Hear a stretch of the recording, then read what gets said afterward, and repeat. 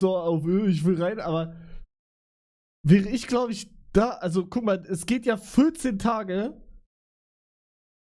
und keiner, auch von den YouTuber, glaube ich, wird, Digga, nach 4 Tagen aufhören, wenn es 14 Tage sind. Und 14 Tage, Digga, wisst ihr, wie viele Videos das dann sind? Von 14 Leuten 14 Tage, das ist über viele Videos. Und wenn dann ein paar früher schon rausgehen, dann ist ja eigentlich gut. Aber wenn das alles nur Survival-Atzen sind, dann zu viel. Aber würde ich mitmachen, 14 Tage halt sicher, ne? Deswegen kann ich verstehen, wenn ich dann nicht dabei bin. Aber ja. Atzen, ja, Digga. Nein, no joke, Digga. Ich würde bei sowas wirklich komplett durchziehen. 14 Tage, no joke, wirklich.